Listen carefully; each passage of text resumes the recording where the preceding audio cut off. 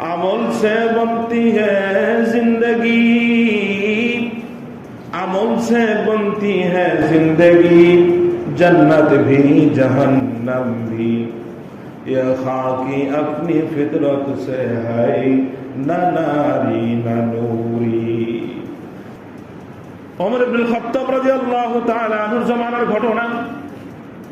উমর ইবনুল খাত্তাব রাদিয়াল্লাহু তাআলা আনহুর জামানায় একজন ব্যক্তি, সে তার নাম হলো জাবালা। এই জাবালা সে ধর্মান্তরিত হয়ে তুরস্কে চলে গেল। তুরস্কে যাওয়ার পর তুরস্কের ইস্তাম্বুলে সে ঘাঁটি বাঁধল। ওমর ইবনুল খাত্তাবের কাছে যখন এই খবর আসলো যে সে বেঈমান হয়ে গেছে, মুরতাদ হয়ে গেছে, ৮,০০০ কিলোমিটার দূরত্ব, বাংলাদেশের বর্তমান আমাদের যে অবস্থা, পৃথিবীর কোন জায়গায় যদি আমাদের যোগাযোগ করার প্রয়োজন হয়, তাহলে মোবাইলে একটা টিপ দিতে দেরি আর যোগাযোগ করতে দেরি হয় না, মিনিটের মধ্যে পৃথিবীর এক প্রান্ত থেকে আরেক প্রান্ত আমরা খবর পেয়ে যাই। কিন্তু সেই সময় কি অবস্থা ছিল বলেন?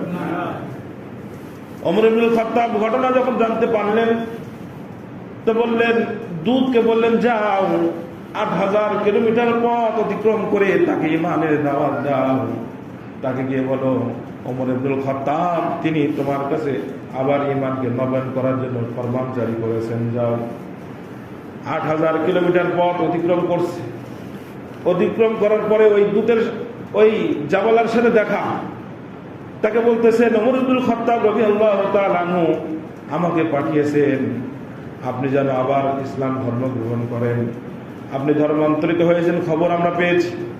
আপনি নতুন করে ঈমানকে নবায়ন করেন, ঈমান আনয়ন করেন।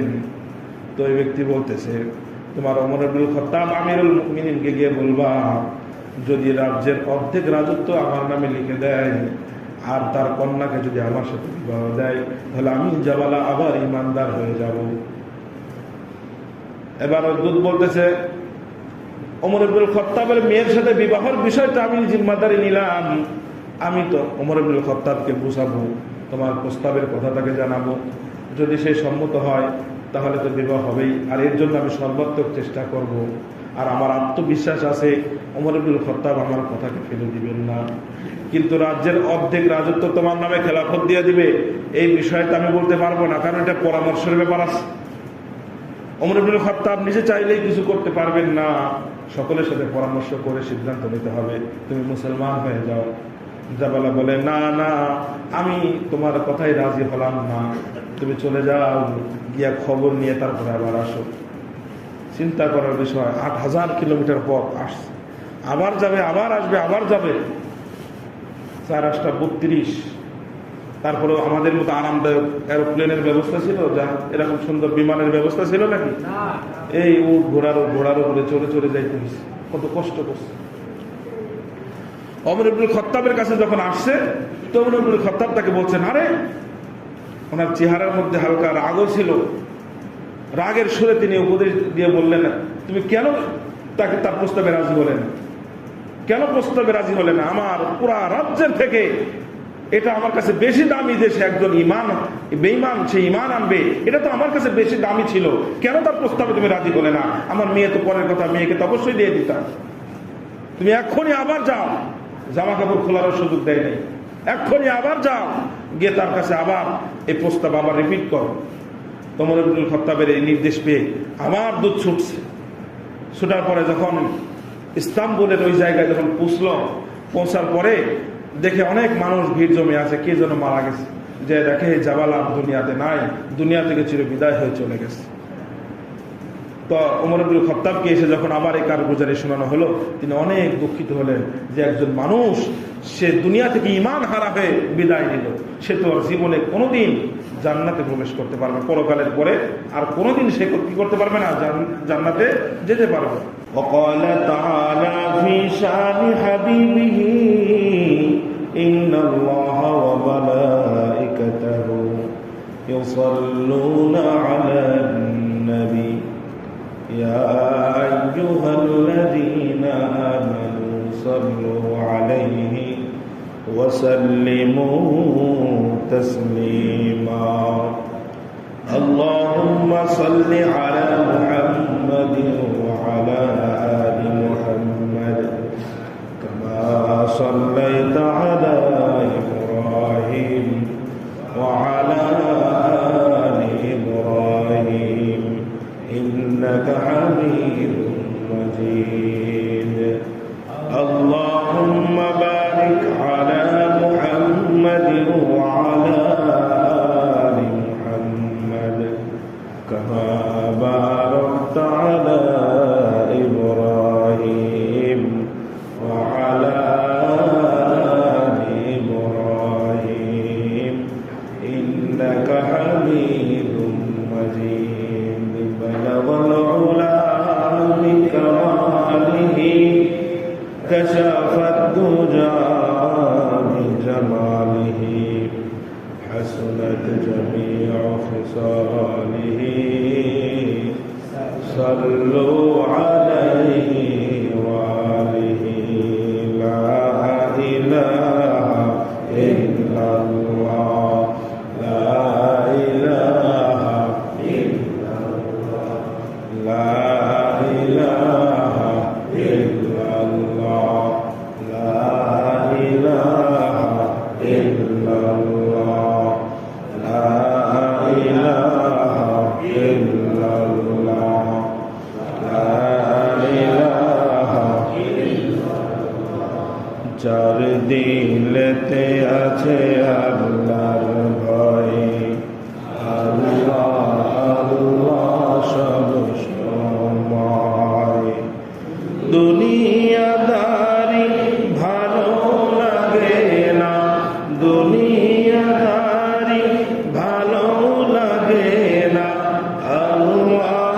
আল্লাহ সব সময় লা ইলাহা ইল্লাল্লাহ লা ইলাহা ইল্লাল্লাহ লা ইলাহা ইল্লাল্লাহ মুহাম্মাদুর রাসূলুল্লাহ সাল্লাল্লাহু আলাইহি ওয়াসাল্লাম मकबूल तो है शाज है काबिल तो बहुत है मकबूल तो है शाज है काबिल तो बहुत है आईना के मनिंदे तो नहीं दिल तो बहुत है आईना के मनिंदे तो नहीं दिल तो बहुत है एक चश्मे ज़दन गाफिल शाह नबाशी शायद के निदाए को निदागा नबाशी उल्फत में बराबर हो अफा हो के जफा हो हर चीज में लज़्ज़त हो अगर दिल में मज़ा हो हर चीज में लज़्ज़त हो अगर दिल में मज़ा हो दुनिया में हो दुनिया का तलबगार नहीं हो बाजार से गुजरो खरीदार नहीं हो बाजार से गुजरो खरीदार नहीं हो قال رسول الله صلى الله عليه وسلم أخلص دينك يكفيك العمل القليل أو كما قال عليه الصلاة والسلام আল্লাহর হাবিব সাল্লাল্লাহু আলাইহি ওয়াসাল্লাম বলেন তোমার ঈমানকে খাঁটি করো অল্প আমলি নাজাতের জন্য যথেষ্ট হয়ে যাবে সুবহানাল্লাহ এই জন্য ঈমানের বড় দাম ঈমান যদি দুরুস্ত হয়ে যায় ঈমান যদি ঠিক হয়ে যায় আমল যদিও অল্প হয় তো আল্লাহ পাক রব্বুল আলামিন এই অল্প আমলের বদৌলতে কাল কিয়ামতের ময়দানে নাজাতের ব্যবস্থা করে দিবেন সুবহানাল্লাহ अमल से बनती है जिंदगी अमल से बनती है जिंदगी जन्नत भी जहन्नम भी ये खाकी अपनी फितरत से है न नारी न नूरी। আমলের দ্বারা জিন্দেগি হয়, আমলের দ্বারা জান্নাত নির্মাণ হয়, আমলের দ্বারা জান্নাত নির্ধারণ হয়, আমলের দ্বারা জাহান্নাম নির্ধারণ হয়। মূলত পক্ষে এই 3.5 হাত বডি এটা জান্নাতীয় না জাহান্নামীয় না।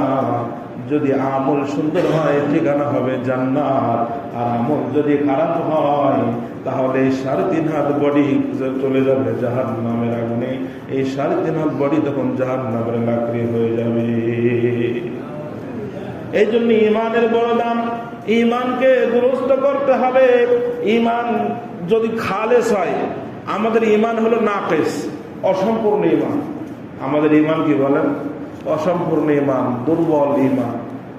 এই জন্য তো আমরা আল্লাহর কাছে দোয়া করলে আমাদের দোয়া কি হয় না?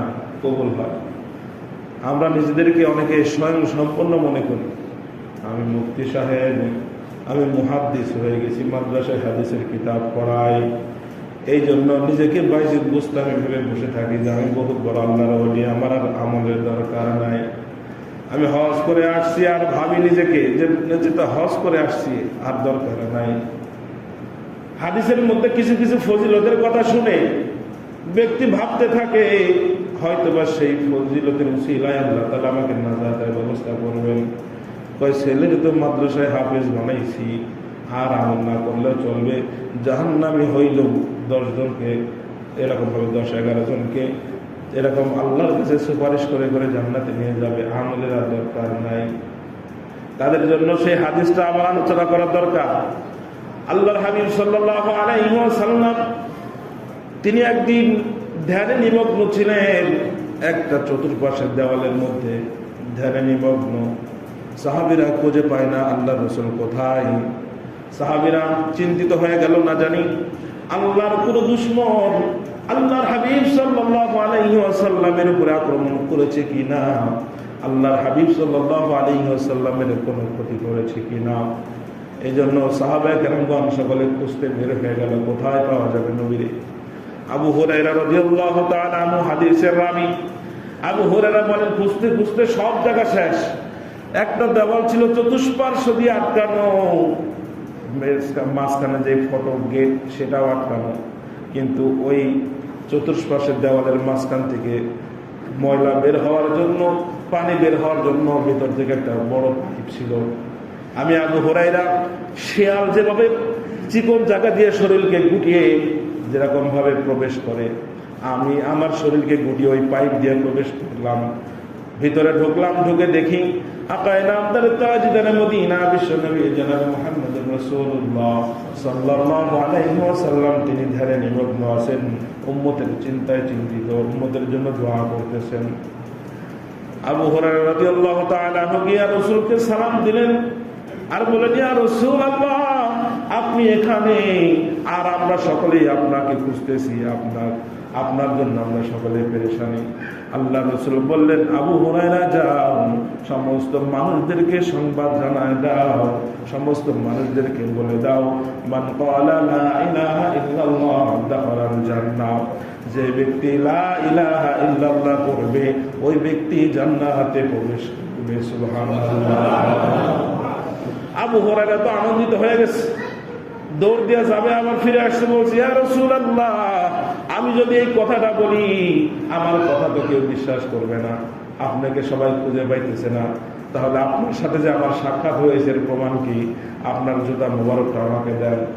আল্লাহ রাসূল সাল্লাল্লাহু আলাইহি ওয়াসাল্লাম জুতা মোবারক আবু হুরায়রাকে দিয়ে বললেন, যাও মানুষের মধ্যে গিয়ে এলান করে দাও, যে ব্যক্তি লা ইলাহা ইল্লাল্লাহ পড়বে, যে ব্যক্তি এই কথার সাক্ষ্য দিবে আল্লাহ ছাড়া আর কোনো মাবুদ নাই, বিশ্বনবী জনাব মুহাম্মদুর রাসূলুল্লাহ সাল্লাল্লাহু আলাইহি ওয়াসাল্লাম আল্লাহর রাসূল, এই কথার সাক্ষ্য যেই দিবে সেই জান্নাতি, সেই কি এই কথাকে মানুষের মধ্যে ঘোষণা করে দাও। আবু হুরায়রা সব মানুষদেরকে ডাক দিয়া সকলকে বলতে লাগলো যে আবু হুরায়রা বলতেছে আল্লাহ রাসূল সাল্লাল্লাহু আলাইহি ওয়াসাল্লাম বলেছেন, যে ব্যক্তি বলবে লা ইলাহা ইল্লাল্লাহ সেই জান্নাতি, সেই জান্নাতে যাবে। এই কথা শুনে ওমর ইবনুল খাত্তাব রাদিয়াল্লাহু তাআলা আনহু তিনিও আসলেন। ওমর ইবনুল খাত্তাবের ব্যাপারে আল্লাহর হাবিব সাল্লাল্লাহু আলাইহি ওয়াসাল্লাম বলেছেন, লাউ কানা বা'দি নাবিয়্যুন লাকানা ওমর, আমার পরে যদি আল্লাহ তাআলা কোন নবী পাঠাইতেন তাহলে সে হতো ওমর। সুতরাং আমার পরে তো আর কোন নবী আসবেই না, যে ওমর কি হতে পারে না, নবী হতে পারে না। ওমর ইবনুল খাত্তাব রাদিয়াল্লাহু তাআলা আনহু আবু হুরায়রাকে হাত দিয়ে বললেন, আবু হুরায়রা, এটা কেমন হাদিস কি বলো তুমি, যে ব্যক্তি লা ইলাহা ইল্লাল্লাহ বলবে আর সেই জান্নাতি, তাহলে মানুষেরা তো সব আমল করা ছেড়ে দিবে, তুমি কথা বলতেছো কেন? আর আবু হুরায়রা শারীরিকভাবে অত্যন্ত দুর্বল ছিল, একবারে পাতলা ছিল, এই জন্য একটু আঘাত লেগে পড়ে গেছে।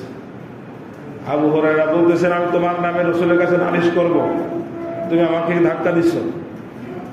আবু হুরায়রা রাদিয়াল্লাহু তাআলা উঠে রাসূল করিম সাল্লাল্লাহু আলাইহি ওয়াসাল্লামের কাছে গেলেন, গিয়ে অভিযোগ করলেন, ওগো পয়গম্বর, আপনার ওমর আমাকে ধাক্কা দিয়ে মাটিতে ফেলে দিয়েছে।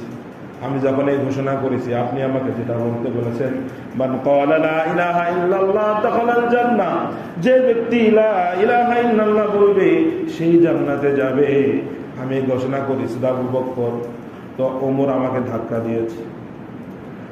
এই কথা আবু হুরায়রা নিজেই কিন্তু হাদিসের রাবী, নিজে হাদিস বর্ণনা করতেছেন।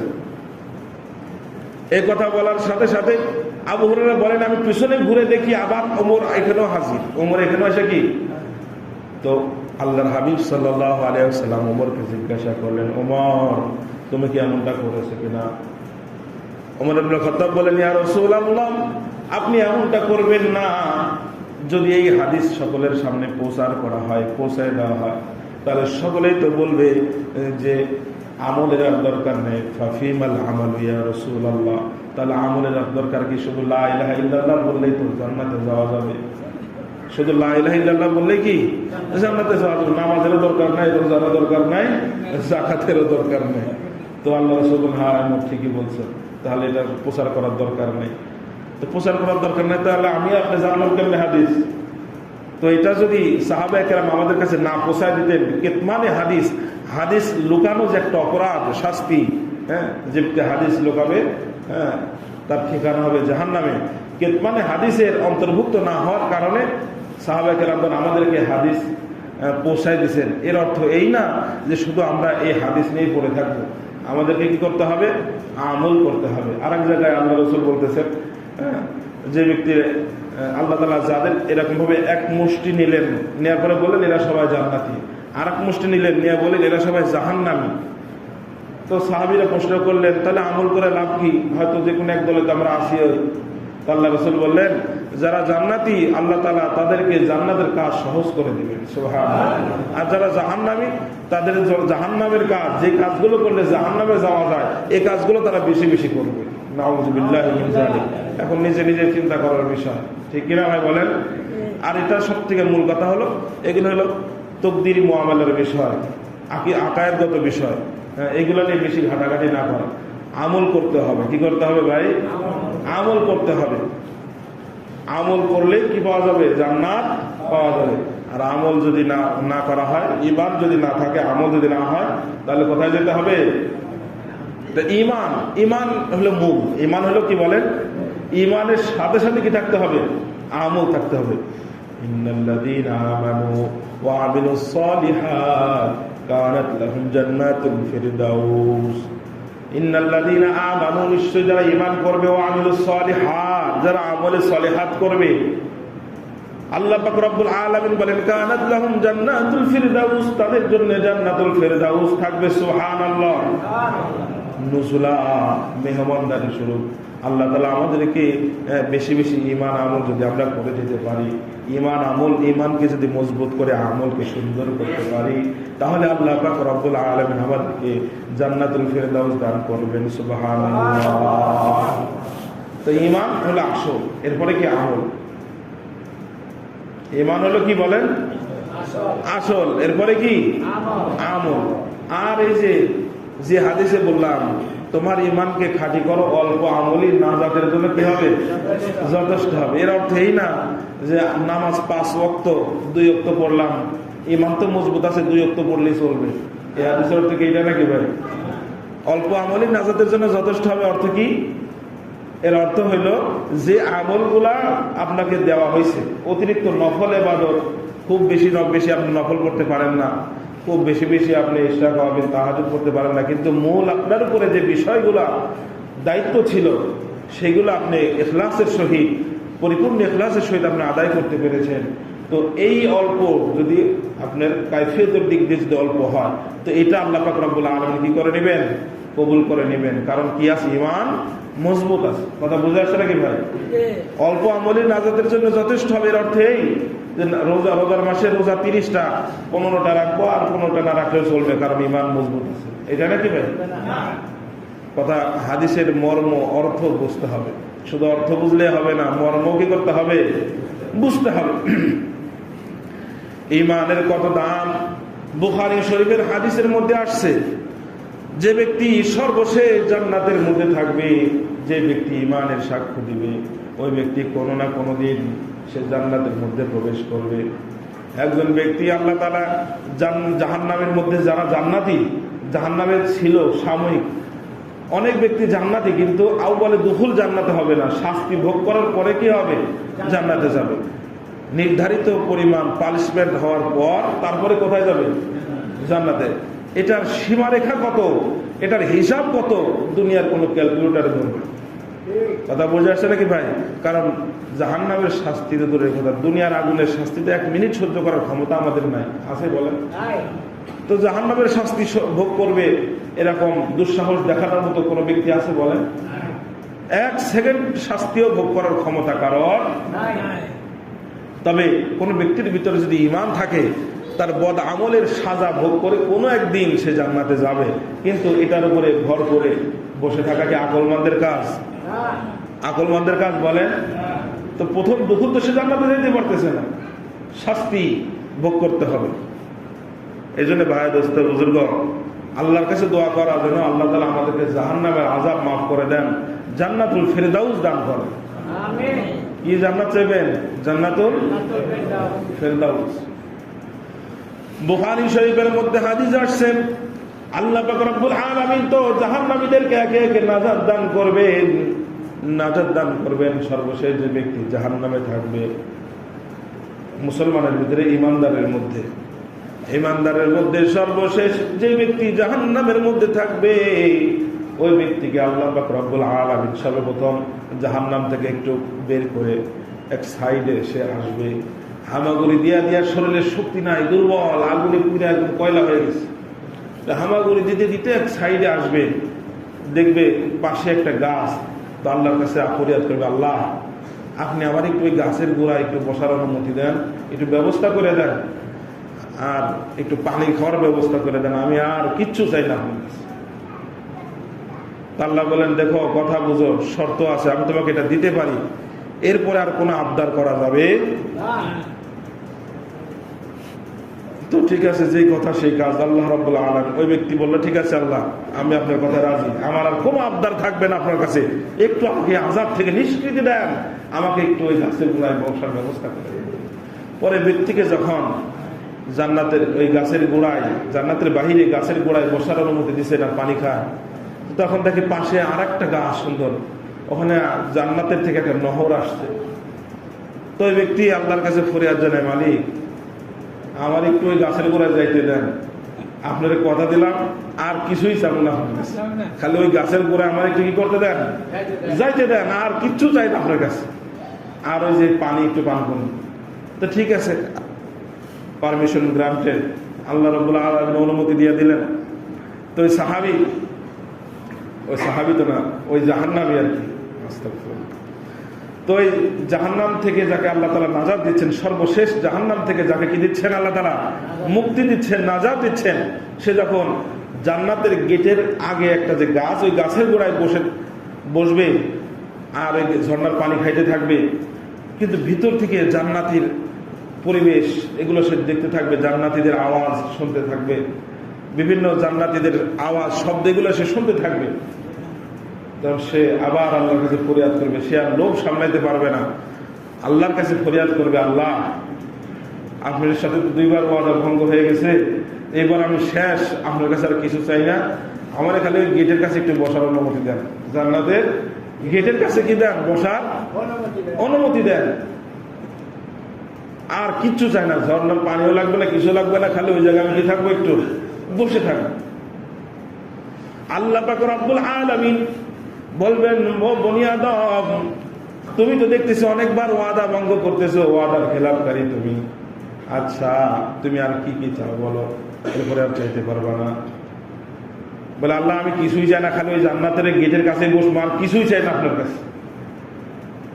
আল্লাহ পাক রব্বুল আলামিন বলবেন, ঠিক আছে, তোমাকে তুমি যে জান্নাতটা দেখতে পাচ্ছ, এই জান্নাতের সমপরিমাণ যদি 10 দুনিয়া সমান জান্নাত দেই, তুমি কি খুশি আছো? ওই ব্যক্তি তখন বলবে, আতাস্তাহজিউ মিন্নি ওয়া আনতা রব্বুল আলামিন। ও আল্লাহ, আপনি তো রব্বুল আলামিন, জগৎবাসীর আপনি রব। এই এত বড় রব হইয়া আমার মতো একজন নগণ্য বান্দার সাথে আপনি তামাশা করতেছেন। এই কথা বলবে আল্লাহকে। কি বলবে? আল্লাহ আপনি রব্বুল আলামিন, আর আপনি আমার সাথে ঠাট্টা তামাশা করতেছেন। 10 দুনিয়ার সমান জান্নাত, আমাকে এই গেটের কাছে একটু বসার অনুমতি চাইতেছি আপনার কাছে, আর আপনি আমাকে বলতেছেন এই জান্নাত সমপরিমাণ 10 দুনিয়া জান্নাত দিবেন, এটা তো আমার সাথে তামাশা। তো হাদিসের রাবি ছিলেন আব্দুল্লাহ ইবনে মাসউদ রাদিয়াল্লাহু তাআলা আনহু। তিনি এই হাদিস যখন সাহাবীদের সামনে বর্ণনা করতেছিলেন, তো আব্দুল্লাহ ইবনে মাসউদ রাদিয়াল্লাহু তাআলা আনহু তিনিও হাসলেন, সাহাবীরাও কি করতেছিলেন? হাসতেছিলেন। তো আব্দুল্লাহ ইবনে মাসউদ রাদিয়াল্লাহু তাআলা আনহু বললেন, ও সাহাবীরা, তোমরা আমাকে জিজ্ঞাসা করলেন আমি কেন হাসলাম? তো সবাই জিজ্ঞাসা করলো, বলেন আপনি কেন হাসলেন? তো বললেন, আল্লাহর হাবিব সাল্লাল্লাহু আলাইহি ওয়াসাল্লাম যখন এই হাদিসটা আমাদের সামনে বর্ণনা করতেছিলেন, তো আল্লাহর হাবিব সাল্লাল্লাহু আলাইহি ওয়াসাল্লাম এই হাদিস বর্ণনাকালীন সময় আমাদের সামনে হেসে উঠেছে। এই রাসূলের হাসি দেখে সাহাবা কেরামগণ তিনারাও কি উঠছেন?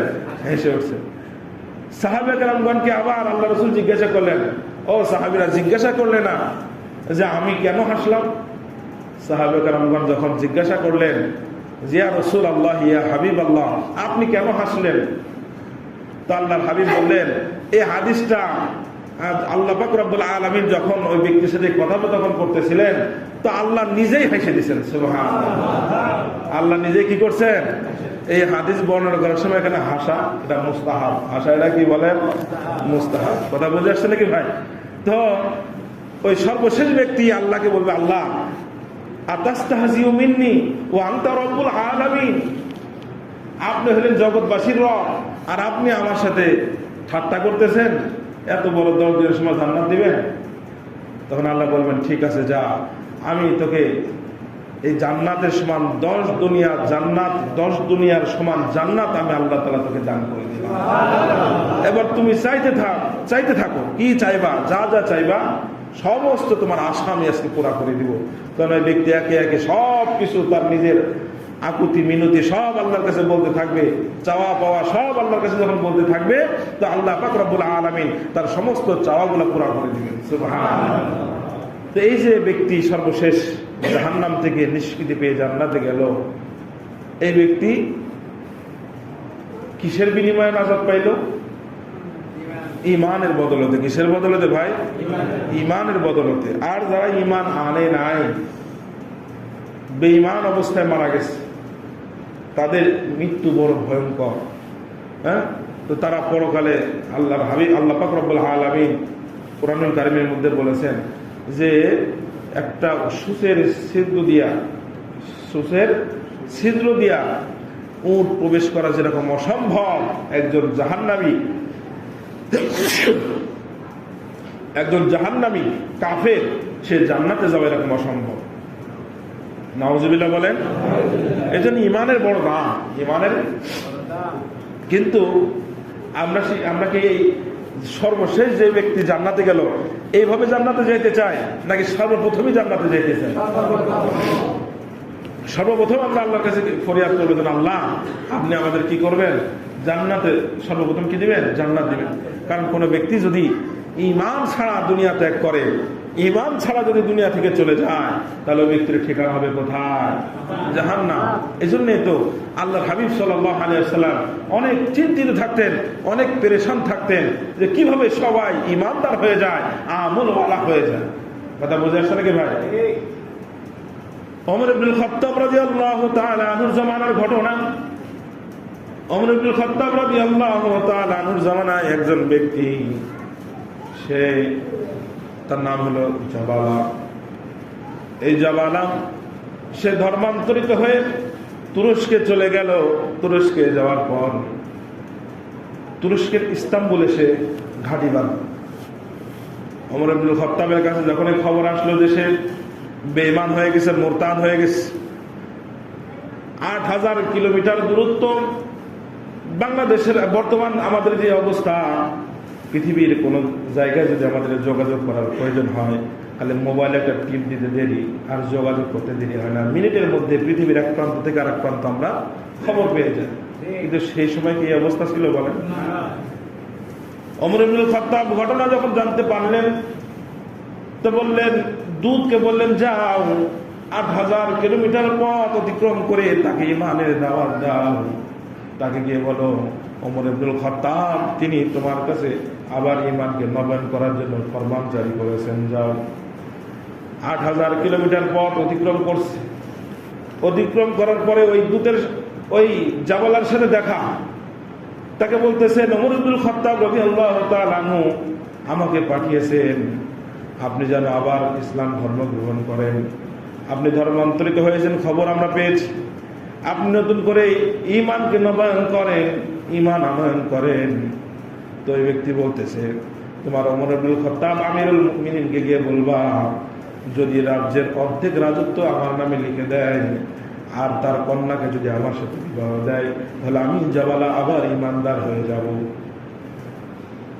এবার ওই দূত বলতেছে, ওমর ইবনুল খাত্তাবের মেয়ের সাথে বিবাহের বিষয়টা আমি জিম্মাদারি নিলাম।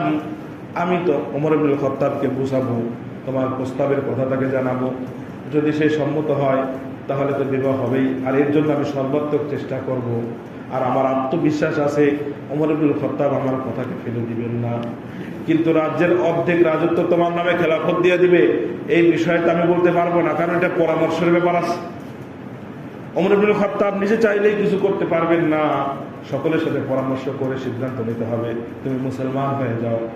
জাবালা বলে, না না, আমি তোমার কথাই রাজি হলাম না, তুমি চলে যাও, গিয়া খবর নিয়ে তারপরে আবার আসো। চিন্তা করার বিষয়, ৮,০০০ কিলোমিটার পথ আসছে, আবার যাবে, আবার আসবে, আবার যাবে। ৪-৮-৩২। তারপরেও আমাদের মতো আরামদায়ক এরোপ্লেনের ব্যবস্থা ছিল, যা এরকম সুন্দর বিমানের ব্যবস্থা ছিল নাকি? এই ঘোড়ার উপরে চলে চলে যাইতে হয়েছে, কত কষ্ট করছে। ওমর ইবনুল খাত্তাবের কাছে যখন আসছে তো ওমর ইবনুল খাত্তাব তাকে বলছেন, আরে, ওনার চেহারার মধ্যে হালকা রাগও ছিল। রাগের সুরে তিনি উপদেশ দিয়ে বললেন, তুমি কেন তাকে তার প্রস্তাবে রাজি হলে না? কেন প্রস্তাবে রাজি হলে না? আমার পুরা রাজ্যের থেকে এটা আমার কাছে বেশি দামি যে সে একজন বেঈমান, সে ঈমান আনবে, এটা তো আমার কাছে বেশি দামি ছিল। কেন তার প্রস্তাবে তুমি রাজি হলে না? আমার মেয়ে তো পরের কথা, মেয়েকে তো অবশ্যই দিয়ে দিতাম। তুমি এক্ষুনি আবার যাও, জামা কাপড় খোলারও সুযোগ দেয় নাই, এক্ষুনি আবার যাও, গিয়ে তার কাছে আবার এই প্রস্তাব আবার রিপিট করো। ওমর ইবনুল খাত্তাবের এই নির্দেশ পেয়ে আমার দুধ ছুটছে। ছুটার পরে যখন ইস্তাম্বুলের ওই জায়গায় যখন পৌঁছার পরে দেখে অনেক মানুষ ভিড় জমে আছে, কে যেন মারা গেছে। যে দেখে জাবালা দুনিয়াতে নাই, দুনিয়া থেকে চির বিদায় হয়ে চলে গেছে। তো ওমর ইবনুল খাত্তাবকে এসে যখন আবার এই কারগুজারি শোনানো হলো, তিনি অনেক দুঃখিত হলেন যে একজন মানুষ সে দুনিয়া থেকে ঈমান হারা হয়ে বিদায় নিল, সে তো জীবনে কোনোদিন জান্নাতে প্রবেশ করতে পারবে, পরকালের পরে আর কোনোদিন সে কি করতে পারবে না, জান্নাতে যেতে পারবে। এই জন্য ভাই, দোস্ত, বুজুর্গ, ঈমানের বড় দাম। ঈমানের বড় কি? সূরা আসর আমি তেলাওয়াত করেছিলাম। সূরা আসরের মাঝখানের দিকে আল্লাহ তাআলা এটাই তো বলতেছিলেন, ওয়াল আসর, সময়ের কসম। কিসের কসম? সংক্ষেপে বলতেছি, আমি বিস্তারিত আলোচনা করবো ইনশাআল্লাহ সূরা আসরের উপরে। সময় বলতে এখানে 3টা কথা তাফসীরের মধ্যে আসছে। আসর বলতে আসরের নামাজের কসম। কিসের কসম? আসর বলতে আসরের অক্তে আসরের সময়ের কসম। আসর বলতে মুতলাক সময়, যে কোনো সময়ের কসম। তিনি কসম খেয়ে বলতেছেন। বলেন তো, কসম কোন সহজলভ্য জিনিসের কসম খাওয়া হয় নাকি দামি জিনিসের কসম খাওয়া হয়? কসম খাওয়ার সময় বলে মসজিদের কসম কইতাছি, কয় না, পোলার মাথা ছুঁয়ে কইতেছে, কয় কি কয় না। কসম নিয়ে বিস্তারিত আলোচনা কিন্তু আমি আপনাদের সামনে করছি।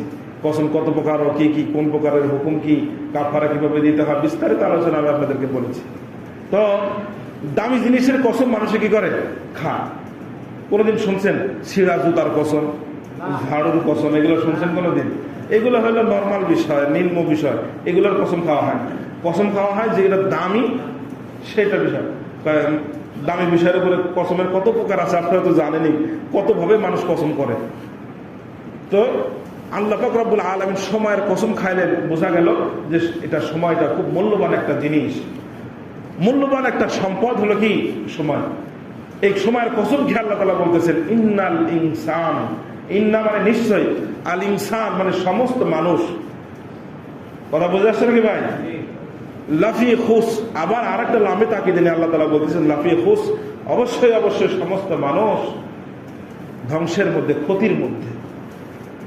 তার এই সমস্ত মধ্যে সকলেই অন্তর্ভুক্ত আছে না নাই? একদম বাবা আদম থেকে নিয়ে শেষ পর্যন্ত। কিন্তু এরপর ইস্তেসনা করে বলতেছেন, পৃথক করে বলতেছেন ইল্লাল্লাযীনা আমানু, কিন্তু যারা ঈমানদার, যারা কি ঈমানদার, ওয়া আমিলুস সলিহাত, 2 নম্বর গুণ। 4 গুণ বিশিষ্ট মানুষ এই ধ্বংসের বাইরে। কয় গুণ? 1 নম্বর ইল্লাল্লাযীনা আমানু, যারা ঈমানদার তারা ব্যতীত, ওয়া আমিলুস সলিহাত, যারা আমলে সলিহাত করছে, ওয়া তাওয়াসাউ বিল হক, যারা সৎ কাজের উপদেশ দেয়, নিজেও সৎ কাজ করে, অপরকে সৎ কাজের উপদেশ দেয়, ওয়া তাওয়াসাউ বিস সবর, নিজেও ধৈর্য ধারণ করে, অপরকে ধৈর্য ধারণের উপদেশ দেয়। এই 4 গুণ সম্বলিত মানুষ ব্যতীত সব মানুষই কিসের মধ্যে আছে? ধ্বংসের মধ্যে আছে। ইমাম শাফি রহমাতুল্লাহ আলাইহি এই তাফসীর করতে গিয়ে বলেন যে দুনিয়ার মানুষের হেদায়েতের জন্য যদি আল্লাহ রাব্বুল আলামিন কোরআনুল কারীম 30 পারা কোরআন নাজিল না করে যদি সূরা আসর নাজিল করতেন, তো এই সূরা আসর মানুষের হেদায়েতের জন্য যথেষ্ট ছিল। সুবহানাল্লাহ। কথা বোঝা যাচ্ছে নাকি ভাই? কোন মানুষ যদি সূরা আসরের মধ্যে গবেষণা করে তাহলে সে হেদায়েতের রাস্তা পেয়ে যাবে। সুবহানাল্লাহ। কথা বোঝা যাচ্ছে নাকি ভাই? তাহলে এই সূরা আসরের মধ্যে আল্লাহ তাআলা কি বললেন? যারা ঈমানদার, ইল্লাল্লাযীনা আমানু ওয়া আমিলুস সলিহাত, ঈমানদার যারা আমলে সলিহাত যারা করছে তারা ব্যতীত সকলেই ধ্বংসগ্রস্ত। তাহলে বোঝা গেল ঈমানকে কি করতে হবে? আমাদের মজবুত করতে হবে, আমলকে সুন্দর করতে হবে। ঈমান যদি মজবুত হয়ে যায়, আমল যদি সুন্দর হয়ে যায়, তাহলে জান্নাত দিবেন কে? আল্লাহ রাব্বুল আলামিন আমাদের সবাইকে আমল করবার তৌফিক দান করেন। যারা পরে আসছি কবলা জুমা 4 রাকাত সুন্নাত আদায় করে নেয়।